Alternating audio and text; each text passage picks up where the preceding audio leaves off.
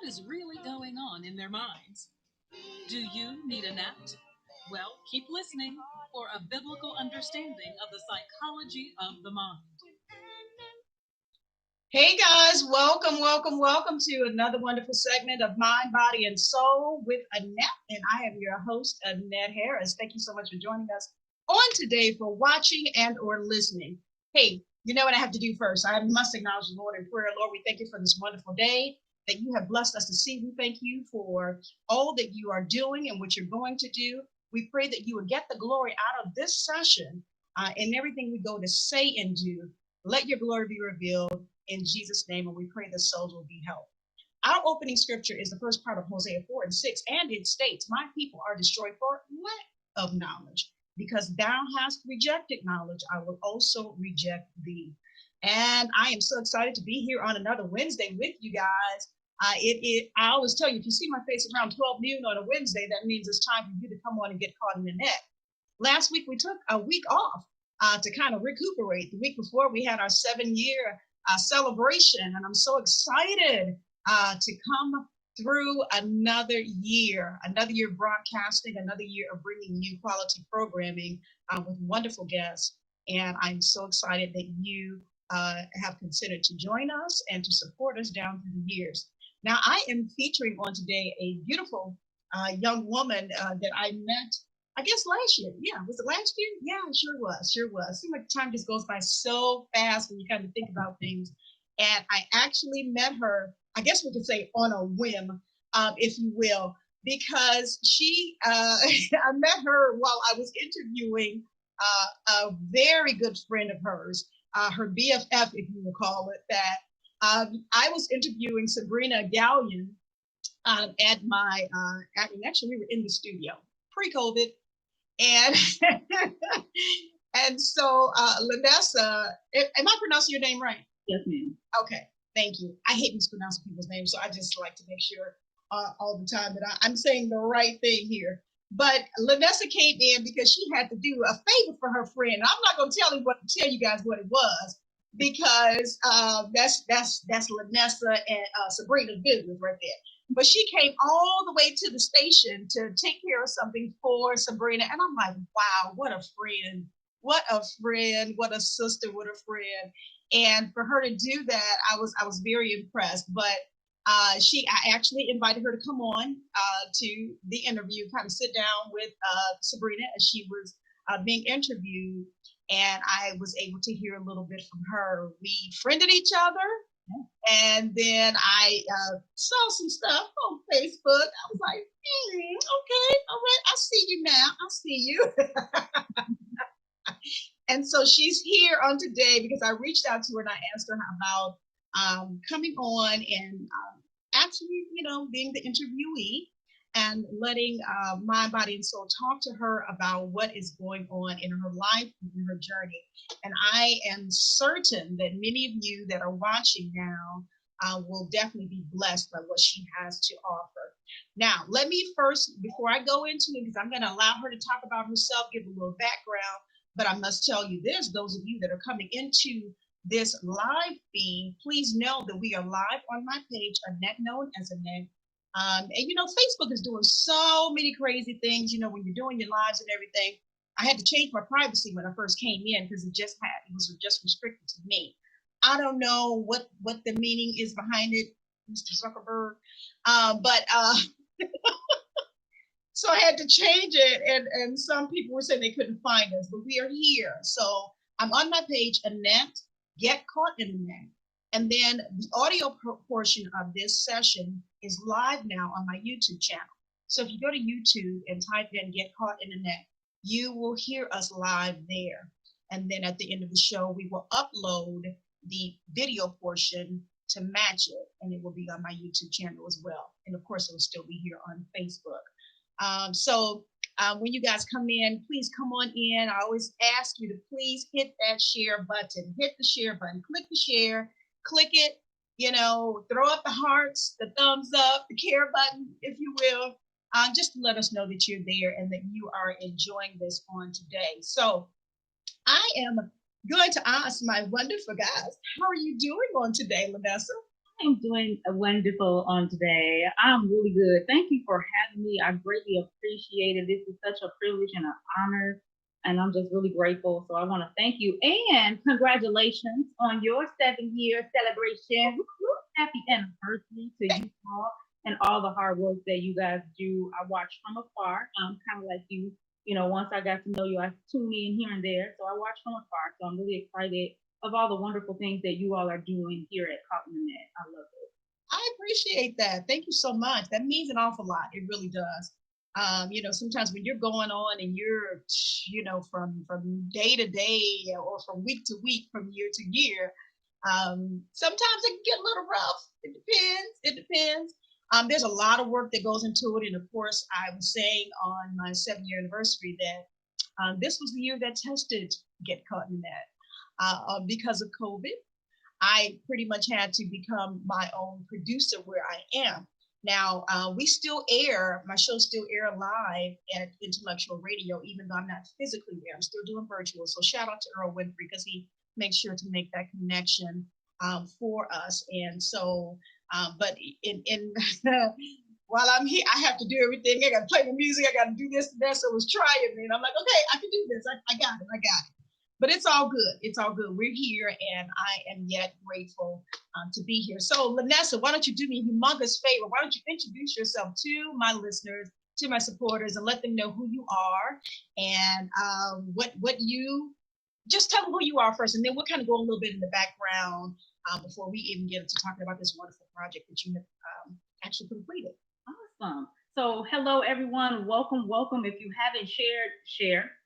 Because even if you don't feel like it's something that you need, somebody else that you know may need it. So please share, like, love, care, all of the good stuff. Because if it were you, you would want the same, right? So let's treat each other the way we want to be treated. That's first. Secondly, again, I am Lanessa Brooks. I am happy to be here. I am a mother, like all of us, many of us, a mother of 4 teenagers. Are y'all praying? Are y'all praying? I have 4 young adults, should I call them? Y'all pray. If y'all not pray, pray some more. So I have 4 young adults who are amazing. They are my absolute world. My husband is an amazing man of God. Love him tremendously. Shout out to you, husband Malcolm. Love you. And I am just an all outgoing one person. I love to have fun, as y'all can tell. I love to joke. I love to laugh.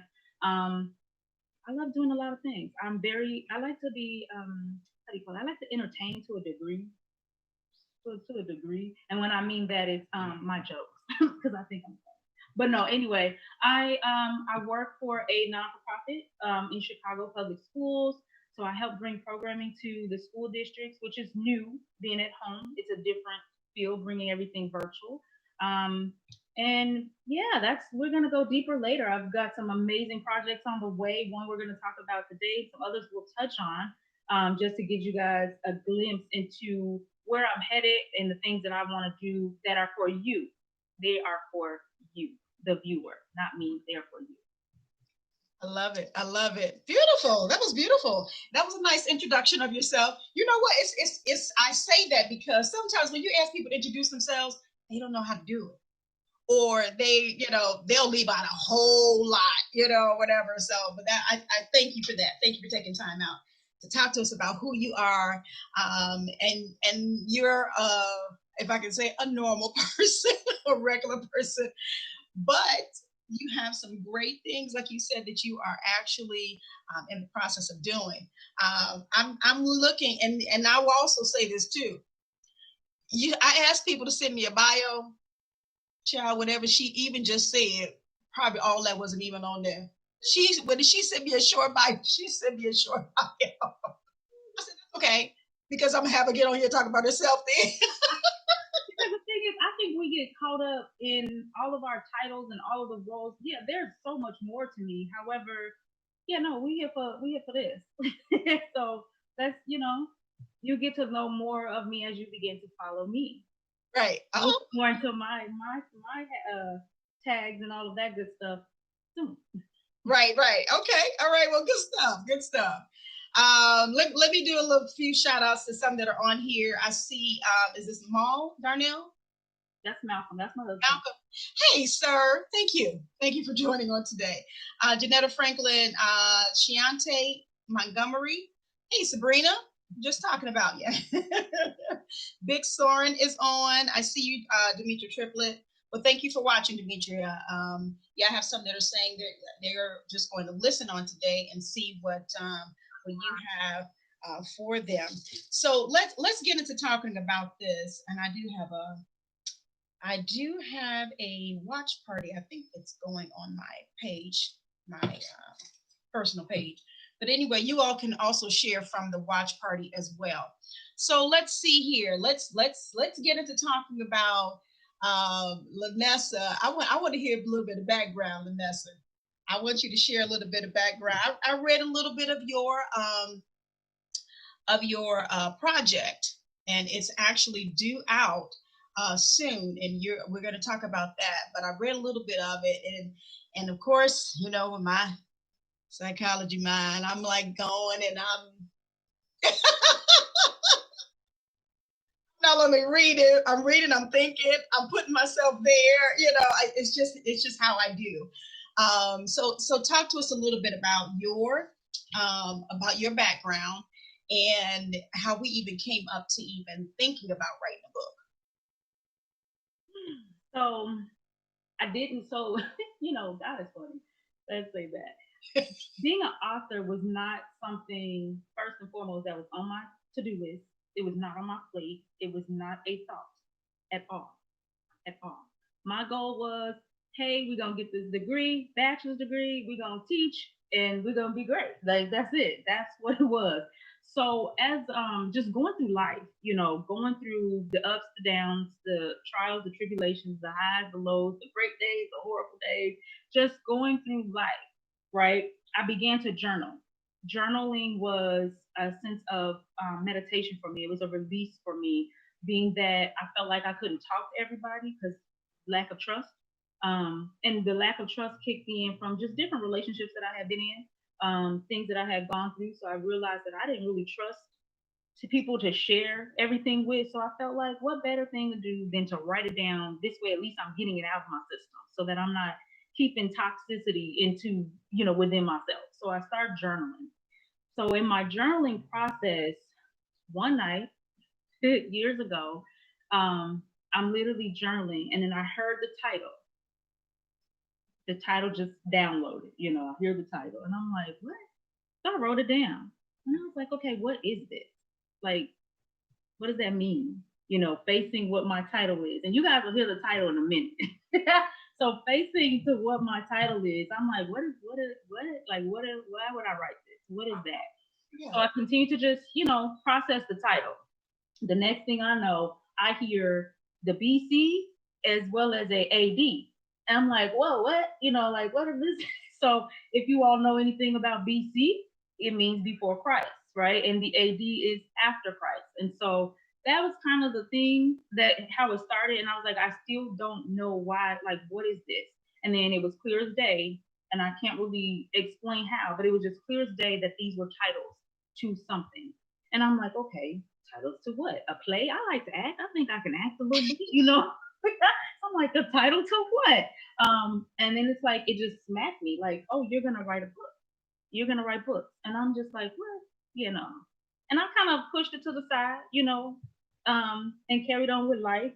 But it's something, you know, I just always kept turning back to this this book and starting. I began to just kind of align my journey, like from the journals. I would pull journals, like, and just started aligning things. And before I knew it, I was like, y'all, I gotta write this book to my closest friends and family. Like, I have to write this book.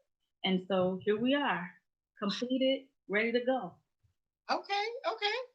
All right. So, okay, take us back.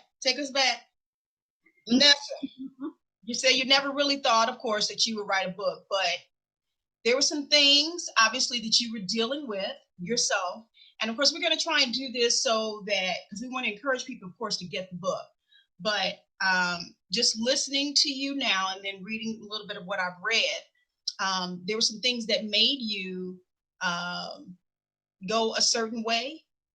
But, you know, I always tell people a lot of times that our journey is not necessarily for us only. We never know why we're going through things, why we're dealing with certain things. Why sometimes you be like, Lord, okay. I used to talk to the Lord like, okay, you must really think I can handle a whole lot. You know, the scripture says he would put more in you. Listen, Like, who much is given, much is required. Okay, you know. So there were some things, you know, in your journey coming along, obviously that made this book number one, that made you.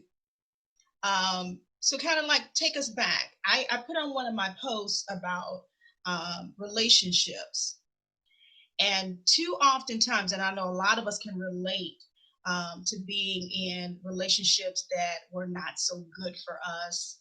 Sometimes we stayed a little bit too long, or shouldn't have been in it in the first place.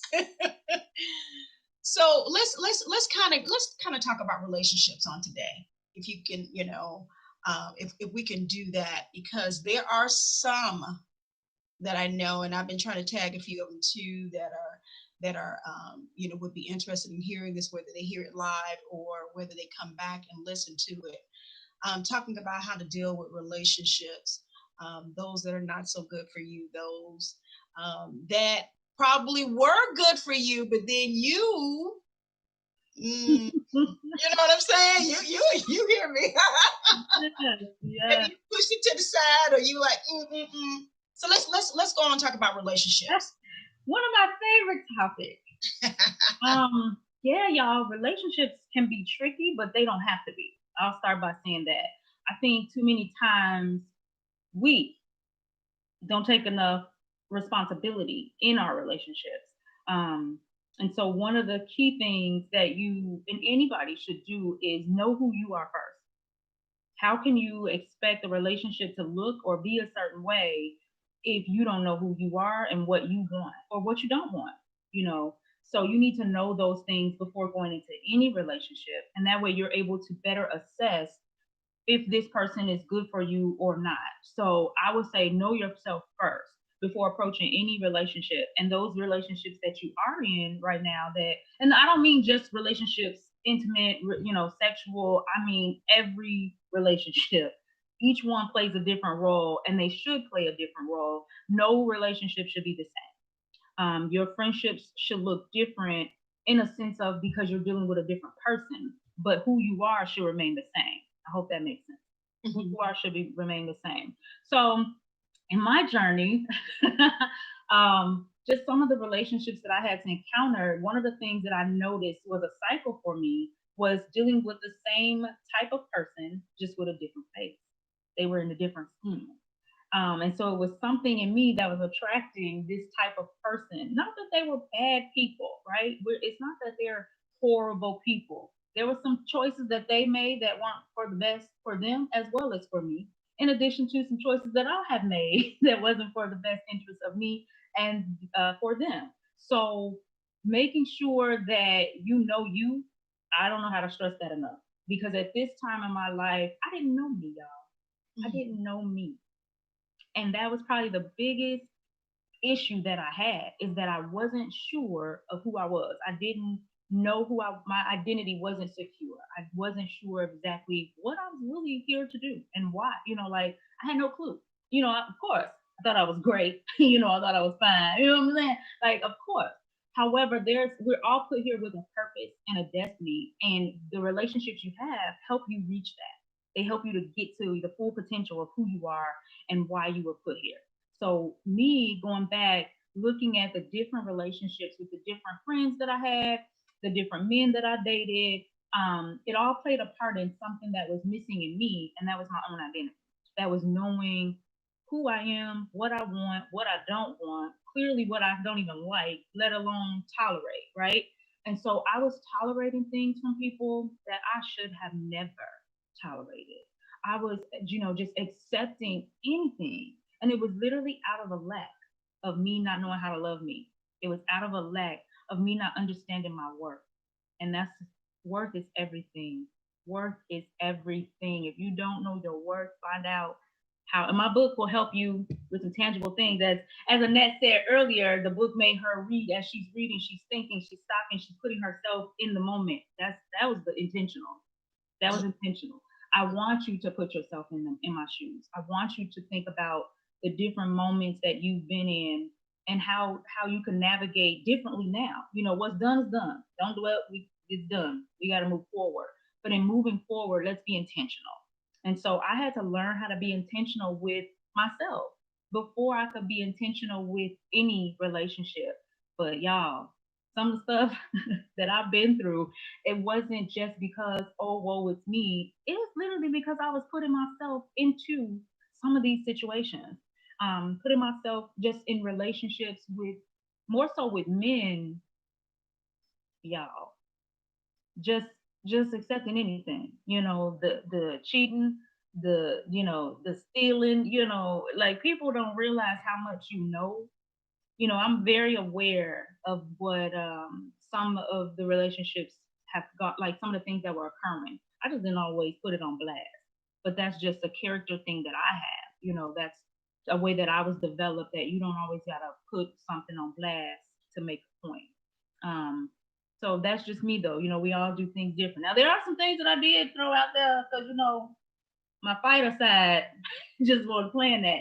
However, yeah, just being intentional with yourself is probably key, I would say. Okay. That was long, y'all. No, that was good, but I got stuck back. Let me tell you where I got stuck. You said I didn't know who I was. Mm-hmm. At what point in your life were you? Were you a teenager? Were you a young adult? Because I think that she's laughing at me. I think she be knowing where I be going. I think that sometimes, unfortunately, and even as we kind of, like you said, you want your book to be a help to people too. But, sometimes adults don't really know who they are, okay, or what they are supposed to be doing. So, I mean, I guess I said that to say it could be at any point in your life. When was it for you that you realized, I don't even know? Oh, I was an adult. I was a whole grown adult. I won't tell my age because I look so young. However, let's just say I was past my 20s. I was very well in my 30s. So yeah, it's if you can get it younger, oh, please get it, because you should not have to go that far in life not knowing who you are. And yeah, there were things I knew of me, but I did not know my true identity. And that only comes from one place, our true identity. Okay, all right, okay. So yeah, I like that. I was an adult. You're an adult. And that's good, because again, like I said earlier, some adults don't really know who they are, and then they have to come to a certain point in their life, whether it is things are not happening the way it should, or you are looking through rose tinted glasses or something, and you're not looking at life in real time. You know what I mean? Right. And so if you don't do that, I mean, life can just slap you all up in your face, and you can be following anything and doing anything and not really doing what you are purposed to do, what God's intention for you here on this earth. And yes, you could only get that information from one source, which is Christ. So you didn't really know who you were at this point or whatever, and so you kind of trying to find it in different individuals, different ways. And like you said, I'm sure I don't know, maybe with you, but I know with some people it's not always relationship or sexual or boyfriend girlfriend type thing. Sometimes you can find this out maybe with your relationship with your parents, or with your children, or with your siblings or something. So here you are, at that point. Okay, so how do we get to find out who Lanessa is? How did Lanessa get to find this out? Did you think back, okay, and try and figure out all these different things that you have been through, the people you had encountered? I mean, how did you come to even knowing who you are? or even start that process. Right. So tangibly, to help, make sure you guys are taking the tangible steps, because one of the things that, if you're a Christian, you're taught read your word, right? You read your word, you find out who you are. Well, yeah, but it's not just reading, right? It's an application that has to occur. So in anything, in any lesson you learn, in pretty much anything, you don't master it until you apply it. The moment you begin to apply something, now you're taking yourself through steps. So I use this example when I work with students, in order to make sure that they learn something. I teach you a lesson, right? Whether say it's math, I teach you this math. You work through it, you're learning it, you're hearing me, you're seeing it, right? The visual, the audio. Now you have to do it, the kinesthetic. You have to do it. So as you're tangibly doing it, now you feel like you know it. Like, I got it. I can take this test, I can pass it, and that's great. Now, can you teach it to someone else? If you can teach it to someone else, you've mastered it. You've gotten it. So that's more application, because when you do it, you're applying it. But now to apply it in the world to other people, to make sure you've got it, you've got to pour it back out. You've got to teach it. So can you teach it? Can you be it? Can you do it? Can you walk it? So some of the things that I did was, first, I had to get in my word. I had to read about identity. I had to see what Christ said about who I am. What does God say? Because I don't know. Clearly, I'm out here. I think this is what I like, but when it happens, I really don't like that. And then over here, I don't like this, but then again, I kind of like that. Like, so I had to take myself through a written journey. So I like writing, y'all. If you can't, I write a lot. I journal. But they help me because it gives you a visual. Sometimes you need the visual. Sometimes you need the kinesthetics, and then other times you need to hear it. It just depends on where you are and what you're learning. So I had to literally write down what God said, right? And then I had to regurgitate it. I had to tell that to myself. So I had to get it deep down in me to believe it. Believe it, right? Then I'm a dreamer. So the things that I dream about myself, the scale that I would see myself on, I'm like, whoa, I would blow myself away in my dreams, y'all. I don't know about y'all, but I'm like, whoa, dang, who is that? And so then I had to start believing what I was seeing in my dreams. I had to believe, like, you can do that. You can accomplish that. So example, with the book, when I hear you're going to write a book, I'm like, yeah, Lord, you funny. You got jokes, but okay. But what did I do? I didn't give up on it. I just was like, in time, it'll manifest, it'll happen. And so I began to just do what needed to do to compile what I wanted to go into this book, and as I tangibly did that, it forced me to reevaluate areas in my life. It forced me to look at things that I'm like, wow. And I recognize where I've matured. I've recognized where I've grown because of my different, as Annette says, lens, right? And that I wouldn't have that lens or that perspective if it were not for me finding Christ and following what he said about me. So I tangibly would write down what God said until I believed it. Once I believed it, that's when I began to act on it. Now I have to demonstrate this to my children. I can't just believe God said I'm fearful and wonderfully made. I got to show that I am fearfully and wonderfully made. How do I do that? The first thing I can do in front of my kids, I can't show them fear because we're not born with the spirit of fear, right? So I have to move in such a way that I'm not demonstrating fear because I don't want them to have fear.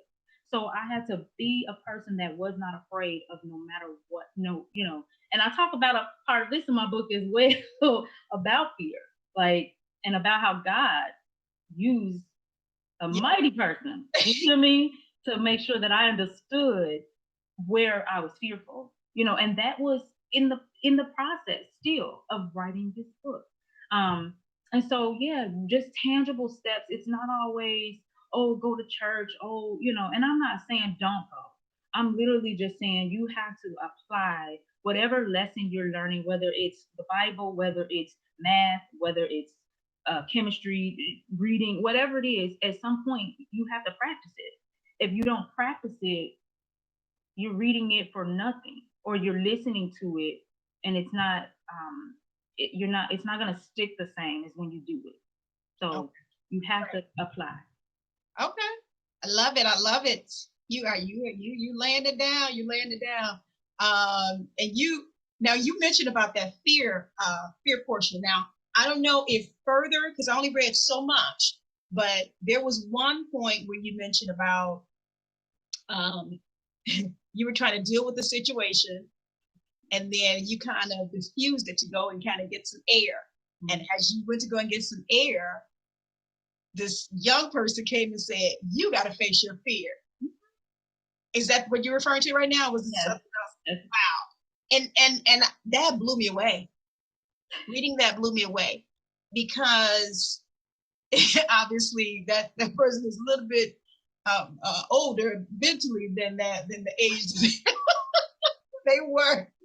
They said that to you, much younger than you, but they're telling you, you gotta face your fear. You have to realize that this is what's hindering you from moving forward. That's what I heard out of that from what I read. Yeah. And that amazed me. God will speak through whoever will allow them to get his point across to you. Absolutely. Absolutely. And it sounded like that was an epiphany for you, and for you to realize a few things. Maybe, okay, what is she seeing? And what am I not seeing? You know what I mean? So that just kind of blew me away. Why don't we kind of try to, because the title of your book, give the title of your book again. Giving him all of me, BC. Giving him all of me, BC. BC, of course, you guys, is before Christ. And, when you talk about, relationships, when you talk about life in general and things that you deal with and go through, we tend to put our hands in. We tend to try and figure we're going to give God a little help. Maybe he didn't talk, maybe he's talked to us already. Maybe he's told us, or you know what direction you should be going in. And then you're like, I want to take a little detour.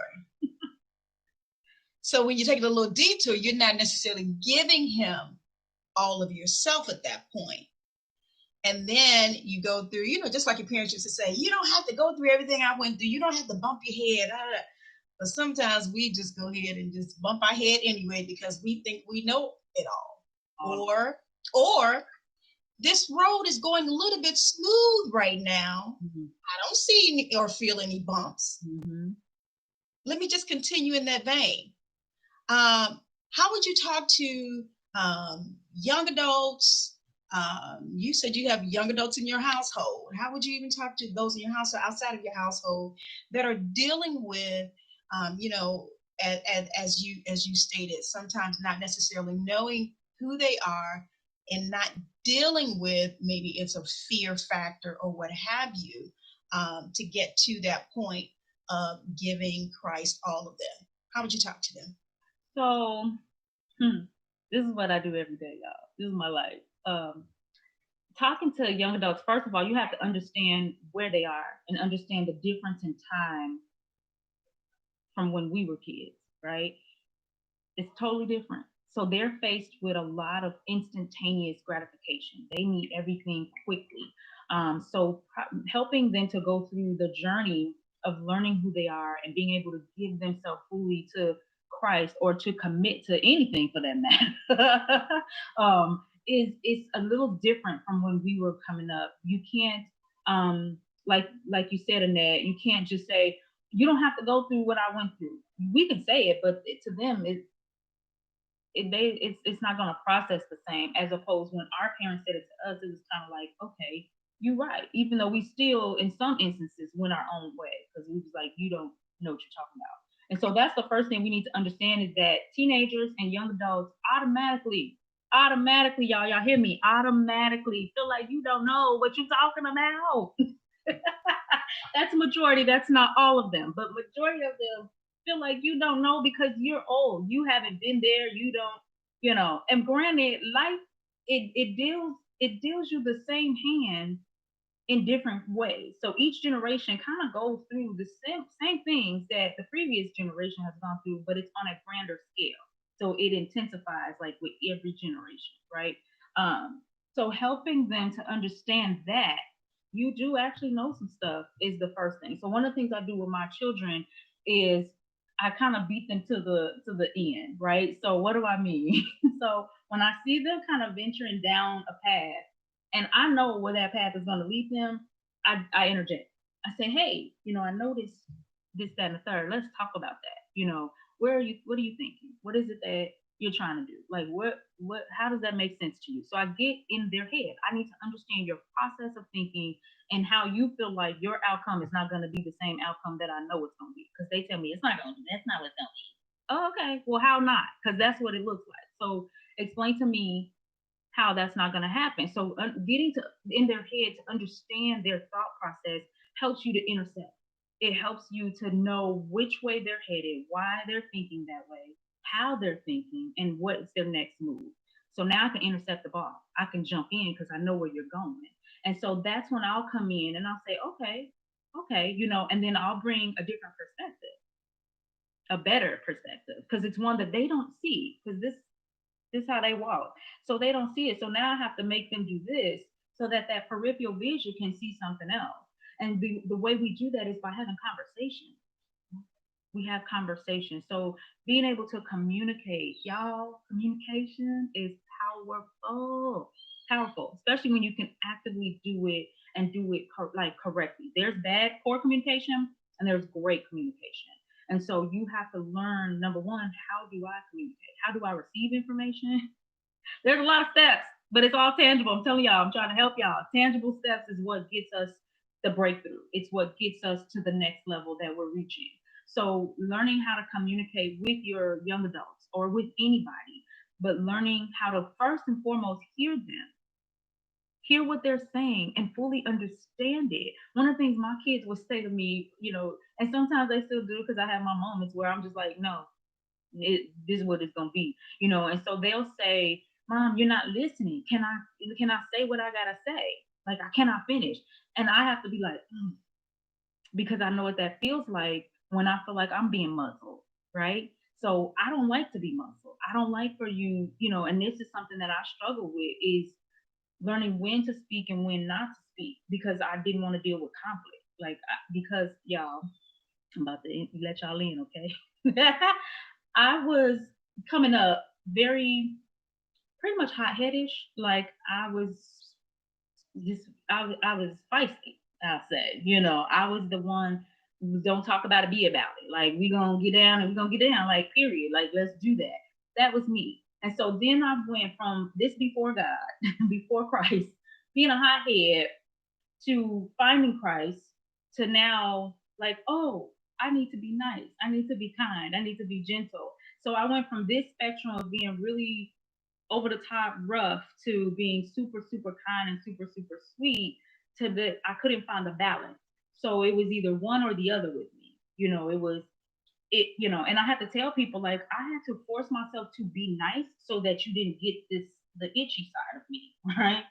So you didn't get this side that's not cute. And so now learning that balance is all about me learning how to communicate, right? So you have to know that about yourself. Like I know certain things gonna trigger me and I'm gonna be full fledged. And there are other things that I'm gonna be like, maybe not so much. So learning that the dance of communication so that I can make my way to that middle ground to really say what I need, being in my authority, mean what I say, but yet still hear you and be gentle enough to where you hear and receive what I have to say. So learning how to talk to these young people is really a matter of hearing them. Everybody wants to be heard. Hear them. Hear them. Oh, I love it. I've written down a couple of things, but I got stuck on that communication because that is so important and people don't realize it. But you went further with that. You said how you communicate because that is the key right there. You can talk all day long, talk to you blue in the face, but how you're delivering it is going to be the difference between how they receive it. I will never forget. I don't know why I throw this story out every once in a while. The Cosby Show. I got to tell this really, really quick. The Cosby Show. There was an episode where Vanessa, which was like what the middle girl, she had way to college. What'd you say? I laughed because her name Vanessa, I'm Vanessa, and then she was the middle child, and so I had a thought that my mom, anyway. Oh wow, now that's interesting. Wow, okay. I'm the middle child. I'll say that. I didn't know that. I didn't know that. Well, what she did, she went away to college, and so obviously in college she had met some guy she was really, really, she really loved, and they had become really close, started dating, whatever. Well, she ended up getting engaged to him, but her parents didn't know. She came back home for the holidays or something and brought this guy, and so they were like, oh, just thinking it's the guy she dated or whatever. So they're sitting down at dinner, and nice, dinner and everything. And so then all of a sudden she springs it up and says that they're engaged. And so Bill Cosby, he gets up, he said, oh, is that right? So he has everybody else leave the room except the two of them. So he asked the young man, I tell you what, let's talk. She was still in the room. Let's talk. He said, tell me what your favorite meal is. And he told him, oh, I would love a steak and da-da-da-da-da going on. He said, okay, I'm going to give you that meal, but this is how I'm going to present it to you. I'm going to give it to you on top of a garbage can lid. And he said, would you eat it? He said, no. He said, why not? He said, because the way you presented it to me. And that has stuck with me all these years. You know what I mean? So your presentation, how you give it, it's so key. It's so important. And I like the way you said how you talk to them. You sit down, you talk to them. Okay, I see this going on. So maybe can we chat about that? Instead of, oh, I saw all this on your Instagram page and that's a shame, or whatever, whatever it was. You didn't come out at them. You said they had the blinders on. You talk to them so that they open a little bit to see the peripheral. Mm-hmm. And so that is so important. So thank you for saying that. I mean, I guess I went a long way around, but that's good because that's how you're saying that you would deal with, the young people, and they need to know that they are being heard. They need to know that somebody is there. They're going to listen. They're going through all different kind of changes, if you will, in their bodies and their minds, everything, all sorts of changes. So how we come to them and maybe ask them about what they're dealing with and how we can help is going to be key. Did you want to add to that? No, I think, you summed it up wonderfully. It's, don't get me wrong, y'all. I have my moment. I'm like, do not play with me, but that usually comes in after I have dealt with something repeatedly, so now I'm like, oh, you don't understand anything else. Okay. So, but yeah, you definitely have to make room to just listen. Even if you don't have instructions or guidance after, listening is powerful because at least they feel like they are being heard, and they're more likely to come to you before they make mistakes. Yeah.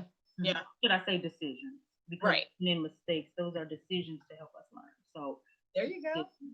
I like that. Mm-hmm. Hey, let me recognize a few more of you that are on here, and I do thank you all for joining in, coming in after we have already begun.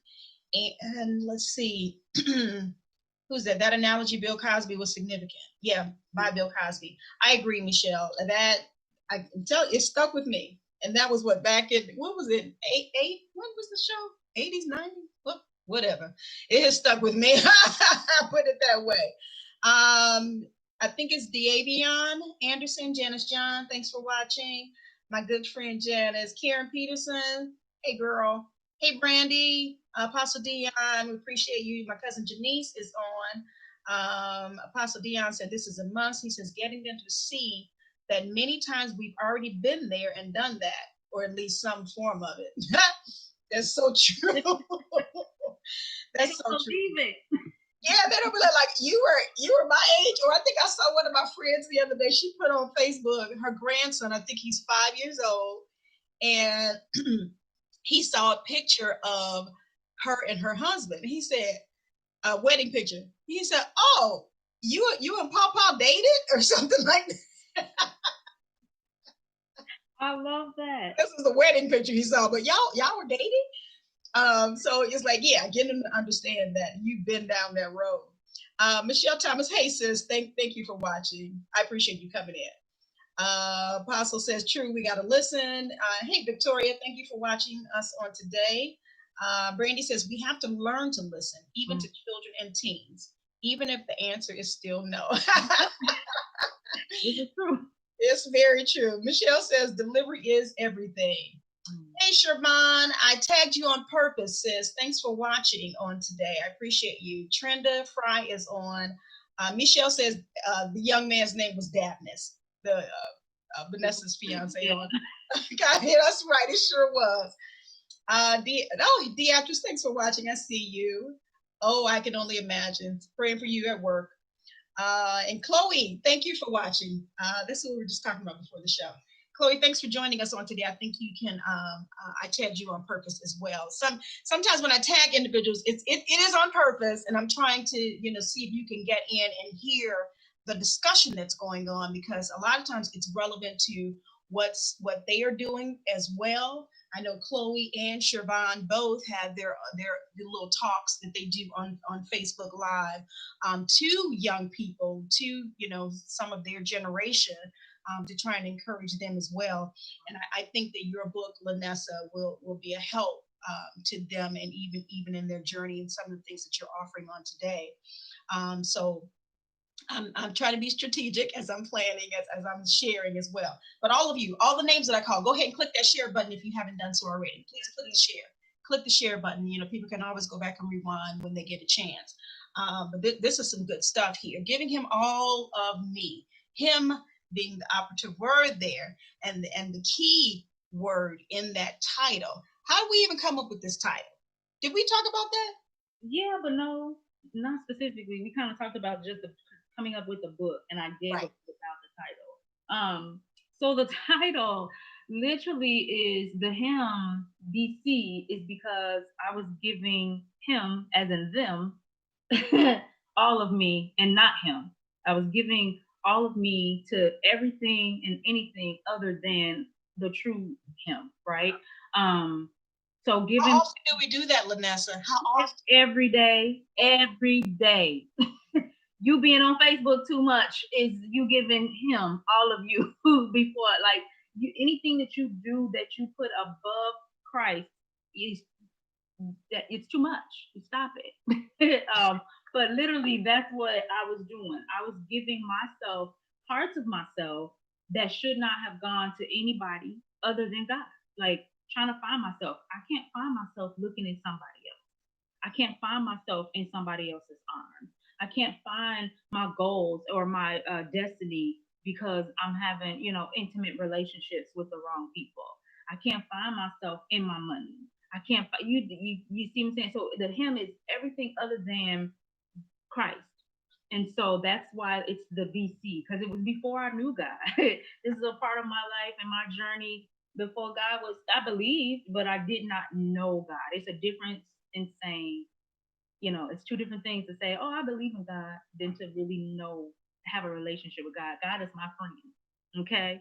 So it's two different things. So being able to just know that y'all, that's how that title came about, because I legit was given everything that was anything of me to something or somebody that it did not belong to. And trying to get those things back is why I didn't know who I was, because I had given so much of me away that I couldn't possibly know who I was, because I was missing parts of me. It's like a puzzle. If you open up the box and you got a puzzle piece missing, you can't finish your puzzle because you're missing pieces. You don't know the puzzle pieces was missing because it's your first time opening the box. Maybe the manufacturer didn't put the piece in, which is less likely. God makes sure to put all pieces in. Okay. But, at some point, who borrowed that puzzle? Who used the puzzle before you? And so with that, you missing pieces. How do you get all those pieces back? You can only get them back by one way, and that's taking yourself through the process and through the journey of recognizing where you went wrong, not the other person. We can play the name game all day, but at the end of the day, everything boils down to your decisions. Now there are some things you can't control, especially when you're young. Like you can't pick your family. We can't pick our parents. So some things you can't control. However, after a certain age, like I tell my young adults, my youngest is 15. I tell him, you're responsible for your future. Like I've given what I could give.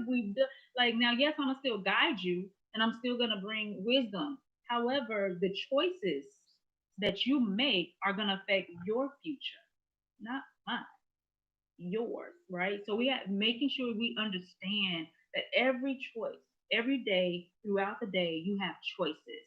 Making clear choices that are gonna best benefit you is on you.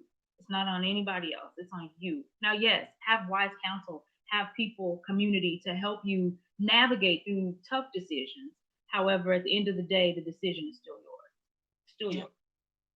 definitely. Okay. All right. Love it. Love it. Love it. I think Chloe said, "Come on, sis. I can't find myself looking at him all the time." All the time. Lolita, thanks for watching. We appreciate you. Make sure you click the share button, guys, when you come in. We're talking to Lanessa Brooks on today. She's an author. She has all these other titles as well. But as she said at the beginning, she doesn't like really get caught up on those titles. But wait, she's a mentor. Come on, just list them out for me. I am a trainer, a mentor, a speaker. I'm about to work on this doctor in a minute, y'all. So I'm gonna be Dr. Brooks soon. Okay, speak it out there. So yeah, those are just some of the few. I am now author. You That's know, right. so That's right. yeah, titles are great, but they're not. They don't. They're not your identity. Right. They're not. They're not. Come on. Come on. They're not your identity. You have to make it what it is. As you were going through it, I know you said you realized when you were kind of in your 20s, like you really didn't know who you were. Were you able to, because we just a few minutes ago talked about talking to the young people and how you deal with yours. Were you able to have that communication with your parents? Did they kind of like see some stuff? Yourself within you. You tell me as much as you want to talk about on that. If you don't, we can move forward. That's fine. But maybe kind of like where your parents or your upbringing, how that played into that. So I had a really great upbringing. I'm a military brat. If anybody doesn't know what that means, it means my dad was in the Navy. He's in the service. And so we traveled a lot. So the exposure of traveling is a great part of who I am today. It's a great part of the me being able to be very versatile in a lot of arenas, and being able to be comfortable in pretty much any room that I'm entered. Not that I don't have my moments of oh my, but at the end of the day, I'm able to navigate my way in any environment because I was brought up in a household that moved often. So like every 3 to 4 years, we was uprooted and traveling, going somewhere else. So the ability to shift and move is nothing for me. I don't always like it, but it's a part of who I am. My parents were the do as I say, not as I do type of parents, as many, Most of ours were. Look, I'm telling my age now. But yeah, that my mom made it clear she's not my friend. I'm your mama. And you're gonna do what I say. It don't matter. You can say whatever you want, but I better not hear you. You're gonna do what I say. So she was very stern and strict in that, but she was so loving. Like my mother has the ability to love beyond. Sometimes, I look at her like, why is don't they don't deserve it. But now being an adult, I get it. I understand why her love was that way, or is that way.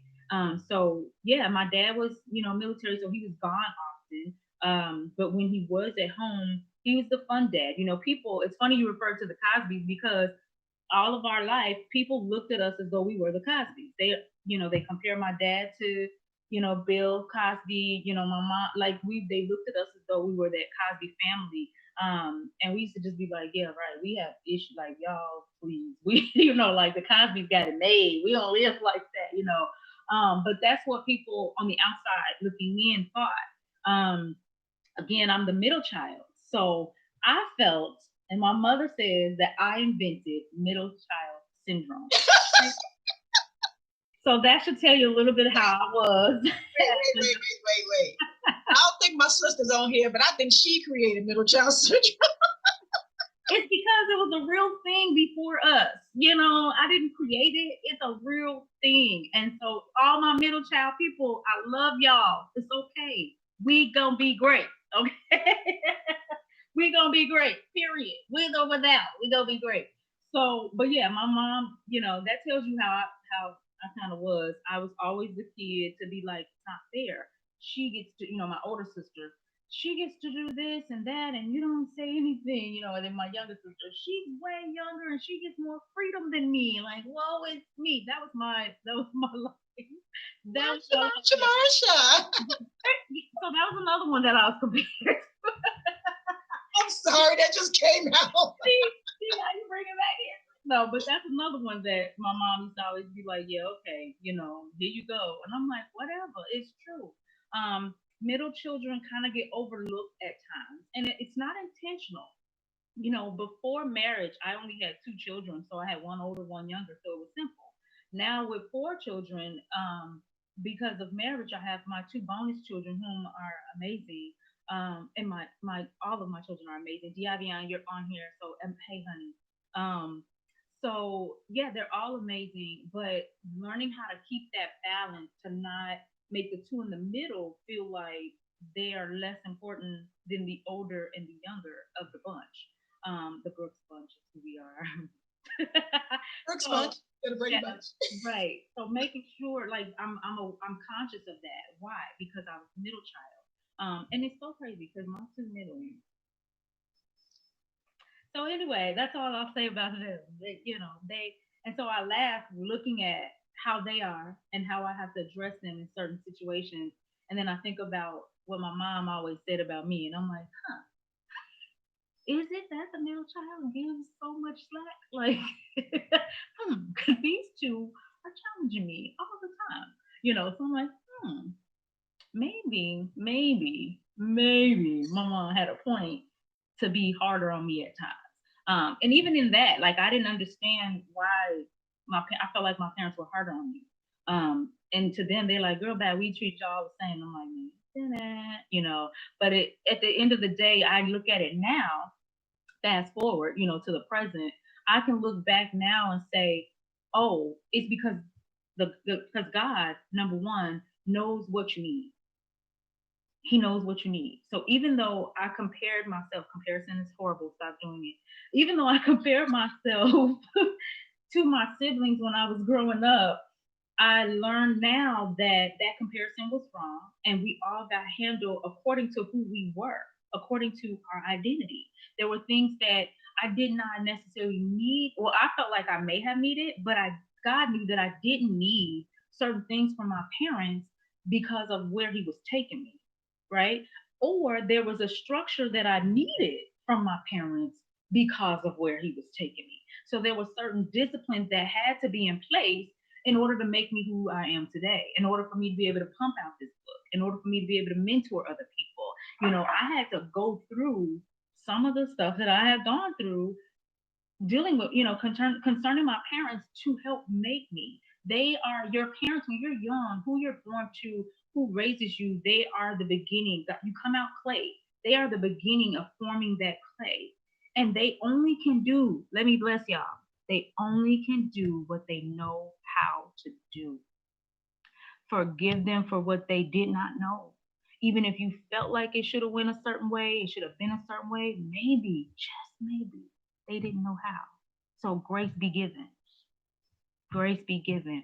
Parents do, and I'm speaking as a parent. I'm not perfect. There are things that I look back on and go, I could have handled that differently. Especially when my kids were younger. Like, dang, they were 3. Man, I should have. Thinking about education, how my sister moved her kids from one place to another for the educational system. She, regardless of how she may have to struggle because of the cost of living or whatever it was, she wanted her kids to have a solid education. And when I tell you, my nieces have solid education, and so I look and go, dang, I could have moved too. But it's we here now. You know what I'm saying? So I have to now do what I know how to do to make their life best. And so that's literally forgive your parents for what you felt like they should have, could have, would have. They only did what they knew how to do, regardless of the circumstance, regardless of their situations, regardless of their character issues. It don't matter. You were born for a reason, and you have to learn how to move past what you did not get or what you got too much of that wasn't the best. Forgive them, y'all. Great. Great. Love it. I love it. Ooh, okay. I'm seeing some comments on here. Let me hop back over here. And you guys, of course, can make your comments on the live feed and on YouTube. I'm watching, and on the watch party. I'm watching all of them. Any comments, questions that you may have for my guest on today, talking about this wonderful book, Giving Him All of Me, BC. And, you know, we've been chatting about relationships, not all romantic. So we've been throwing it in the pot. We've talked about her past a little bit, and her journey to where we are now. So let me read what I have here. Marcus, thanks for watching, little brother. We appreciate you. And Brandy, thank you for tagging. Shanae is on. Michelle says, as the older child, I thought my parents were harder on me. Yeah. I truly believe all kids feel this way, no matter the order they're born. And you know what? Let me see here. But I agree with that for me. Actually, I think I'm probably going to be an exception to that statement. I am the youngest. I never felt that they were hard on me. Now, my siblings probably thought that they were too easy on me. But hey, I'm the baby. I'm the baby. Yeah. There you go. You see it, y'all? I know. My little sister does the same thing. And that's funny because my older sister says she felt like our parents were the hardest on her as well. So, and it's like with the oldest, and my daughter says, my oldest daughter. And so I think to a degree, because you're expected to be more responsible. But yeah, the middle children, it's like they're hard on you and you get ignored. Because they focus on the oldest and the youngest. That's where that syndrome comes in at. Yeah. You're doing all this, but they can't hear you. They don't hear me. You think you're projecting out. You think you're saying something. Whole time you like this. Now Vanessa already told y'all she crazy. I gave a disclosure. I did. I told y'all I think my jokes are funniest, and if you don't, I don't care. I'm a comedian. But that's so true. And some of you that are on here are middle children, you probably understand totally what she's saying. You know, it's like, okay, I can't. And then the oldest, like the parents would put more. I know my mom, she gave my older sister a lot of responsibility. That was her first child. Mm-hmm. You know, and so, you know, a lot of things she learned how to do from mom. Mom allowed her to do first. Now I, as the youngest, as far as getting a driver's license, I don't think I got a driver's license until I went to college. Because she didn't, you know, I'm like, do you not trust me behind the wheel or something? What's we won't know until you put me behind the wheel. It wasn't until, and unfortunately, my brother had passed at this point, but some good friends of his, I would call them, I still to this day call them my big brothers. He had to literally come up to the college, and he took me, you know, for the little drive or whatever, and get my practice in, and took me to get my license. My mom wouldn't do it. My mom is no longer here on earth, so I can't ask her, but she did not do it. I don't know. It just meant that you getting your license meant you were no longer the baby, like you weren't her little baby anymore. That's all that was. No, just kidding. No, but seriously, that I'm sure that had a lot to do with it too. It really did. There's so many things I can go into. I'm going to have a show on birth order. I really am. I'm going to do that soon. I'm going to be a part of that one. Yes, you should. You should be. Maybe have a panel and have you on here with me. Yeah. Brandy says, forgive your parents for you first. Oh, yeah. I like that. So she's speaking what you said. Okay. Nicola, hey, my sister, thanks for watching. Hey, Derek Mays, I appreciate you. Thanks for watching. Make sure you guys share this live feed. Brandy says parents are never harder on the youngest. Brandy, I used to like you before that comment. Michelle says all of my kids thought I was easier on somebody. This is true. She has four girls. But she said from the oldest to the youngest, as parents, we just can't win. And she said, laugh out loud. You can't. It doesn't matter. Beatrice, yay! Here's another baby here. She says, I was and I am the baby, and I was spoiled. Yeah. She says, but not spoiled rotten. I wasn't spoiled rotten. I was spoiled. So glad my sister's not on here. What was that? I love the fact that the babies clearly identified that, yeah, I had it easy.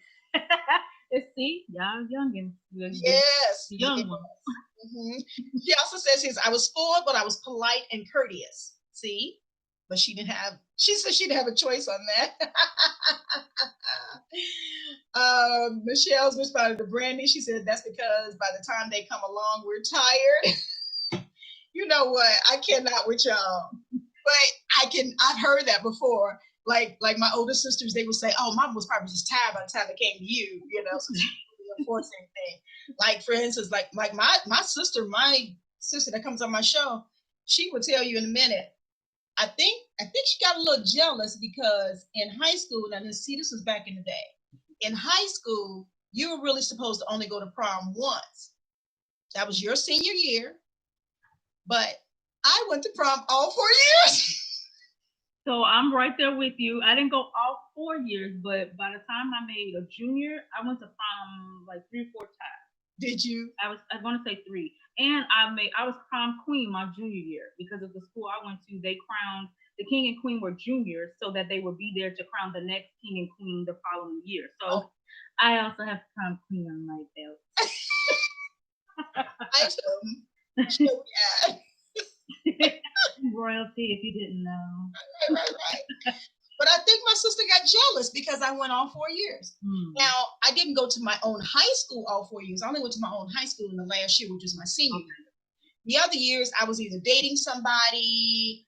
The first and third year, I was dating somebody. The second year, my mama made me go with somebody else. I'm sorry. Your face. It's true. Let's see. Trenda says, I'm the youngest of 5 girls. The oldest wore my parents out before I got there. Yes, Trenda, I'm with you. The actress said she went to prom 3 times. So yeah, this is good stuff. So, we're talking about, our journeys, our parenting, our children. We're talking about these relationships on today. And I'm again glad you answered how you would address, these young people and how they're dealing with life, how they're dealing with going through things. Now, have you, whether it was your own children or any other children, when you sat and tried to talk to them and tried to reason to them and, okay, I've been down this road. Do they reject you? Have you come across some that reject you, what you're saying? And then maybe they come back and say, oh, you were right. Or has it even got to the point for them to come back and say you were right? Oh, yes. yes, and yes. Even in my career, what I, working with young people, they, they don't want to hear it. They, you don't know what you're talking about, whatever. I'm still going to do me, Miss Lanessa, is what they say. Oh, okay, go ahead. And then after the storm hits, and the clouds begin to clear a bit, they come and be like, Miss Lanessa, I should have you told me. And my children do it as well, especially my oldest. She comes back after I've clearly given her, look, it's going to be this, and then it's going to this, and then it's a ripple effect. Boom, it's A, B, C, and that's what's going to happen. And there's moments, when it happens that way, she'll come back and be like, Mom, remember how you had said, and I'm like, what about it? Yeah, so that's what happened, so, and I'm just like, well, how do you feel about it? Like, what did you learn? Because essentially it's about learning. And sometimes I remember going through stuff, doing stuff after my mama told me not to, so I remember doing it. And then the lesson that I learned, it's like you tell a child, don't touch the flame. And I got a story with that. I got to keep it simple though, because people nowadays will be like, that was abuse. But I was sharing. Tell me later. I was sharing. It's okay. So I was younger, playing with fire. Okay, playing with matches, y'all. I was playing with This is what my mama said I was something else. But anyway, I was playing with matches. Okay, because why? I don't know. I was bored. I don't really know why, but I was young playing with matches. I couldn't have been no more than 9, 10, somewhere in that era. Playing with, just sitting in my room, watching it, literally just playing with matches. So my mom comes in. So now I'm like, trying to hurry up, hide the match, throw them under the bed. I'm sitting there like I'm doing nothing. Okay. My mom comes in and she said, who back here playing with fire? Me and my sister, my older sister, she wasn't really a snitch, so she just kind of gave a look like, I'm not going to tell on you, but mama going to know by my face. And so my mom comes over to me and is like, yeah, it's the smoke smell is really strong over here. You over here playing with fire? And I was like, no. Like, why would I be playing with fire? That's stupid. I knew it was dumb. I knew it was dumb. But yet, I was intrigued. I played with fire. Okay, I wasn't a fire starter, y'all. Before y'all go out there trying to say stuff. That wasn't the case. But I was playing with these matches. So my mom was like, where's the matches? Where's the lighter? Like, where'd you get it from? Where's it at? And I'm like, I wasn't playing with fire. Like, what are you talking about? So long short, because I'm getting in trouble, and I think, okay, if I tell the truth, it'll minimize the punishment, right? So I'm like, yes. So I crawl on the bed, pull out the matches. Here, I was playing. I only struck this many. I just was playing. I was doing them out. I wasn't putting it on anything. I'm giving my spiel. My mom said, oh, okay, you do know fire burns and you can really hurt yourself. Like you've never been in a fire. You don't want to be in a fire. You could burn all of us up by playing with fire. You should give me the lesson. And I'm like, yeah, okay. So because my mom is apparently clear that it's going in one ear and out the other, she says, okay, here comes the application. Y'all ready? Y'all ready? My mom says, let me show you something. She struck the match. She's letting it burn. Literally, she pulls my hand like to make me feel the fire so that I have to feel the heat of this fire. And I'm like, that's hot. And she's like, I know. So imagine your whole body being torched up, So it was a lesson. Y'all, I've never played with fire again. I don't even like to light the grill. You hear me? I have someone else light the grill for me. Like when I gotta light the grill, I'll be out there like, dang. I have I'm that person because I'm back because I've learned my lesson. I'm not playing with nobody's fire. No. So that's just, one of the things that I had to endure. Your mom said you gonna learn today. Yeah. And so it was one of those things though, I never had to, circle back to come to her later and be like, oh, let me tell you, Mom, I was playing with fire, because she made sure to teach me a lesson in the moment. So it's important that we teach lessons in the moment. And I'm not saying be extreme, and there was no child abuse back then. Like right.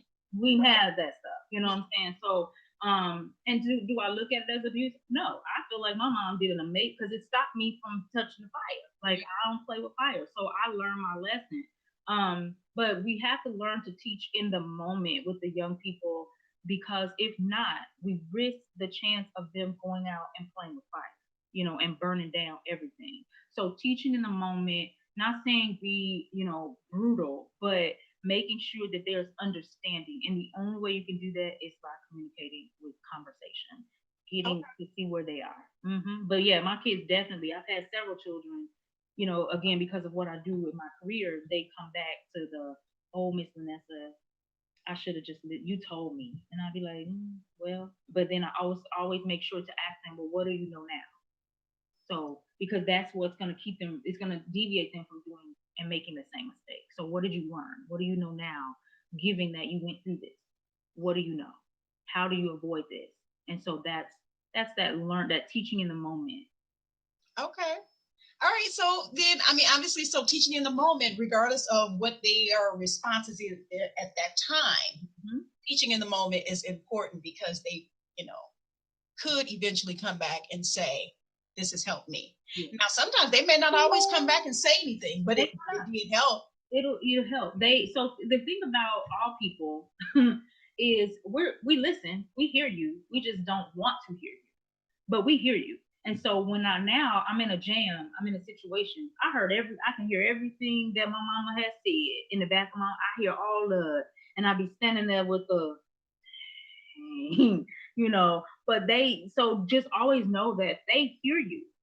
I just don't want to hear you. So I'm going to give you the attitude, the face, the eye roll. I'm going to do all of that to make you feel like I don't hear you. I'm going to give you the resistance because I want you to shut up. That way, I don't want you to tell me what I need to do, because now when you release, thank you. When you release what it is that you're supposed to, that what I'm supposed to be doing, when that thing is released, it's my responsibility. I don't want the responsibility, so be quiet. Be quiet, because now that you've given it to me, I've heard it. It's my responsibility. Now I got to make a decision. I got to make a choice based on the information. What did you say earlier? We suffer, our people perish. God says his people perishes because of lack of knowledge.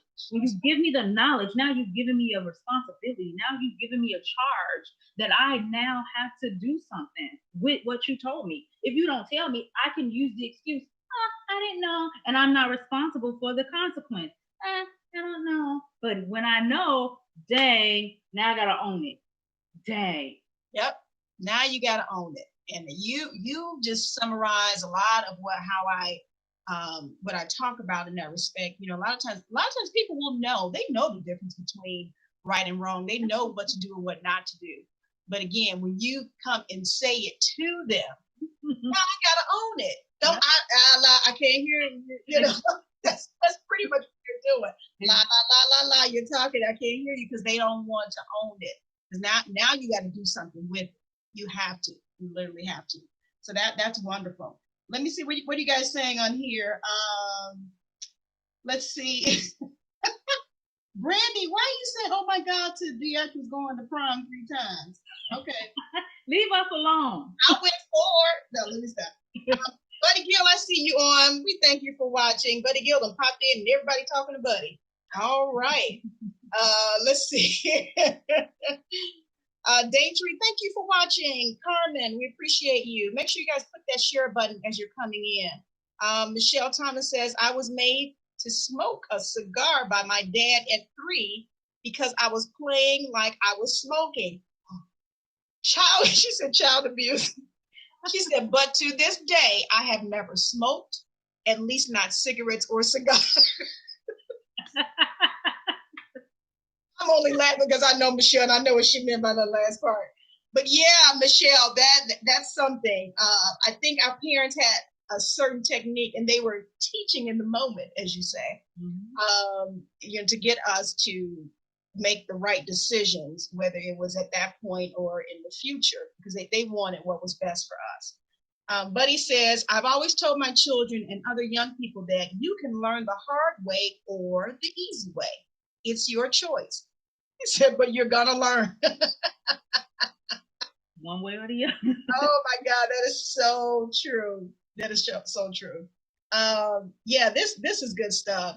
Giving him all of me. And, a lot of times when you're talking about Christ, Vanessa, everybody don't want to hear that. They don't. And they don't want to hear it. They don't want to receive that. They think that their know-how, their knowledge is what's going to they're trying to rely on themselves. And I like how you mentioned earlier when you talk about giving him all of me. It's not just, because you talked about when your focus is on other things. And it's not all the time that it's a romantic relationship, a friendship, or what have you. It could be other things in life that you're totally focused on, and God is over here, and He's just waiting. Because one thing about Him, and the Holy Ghost is a gentleman. Okay, He is not going to force Himself. Think about it. He gives us a choice whether to live saved or not.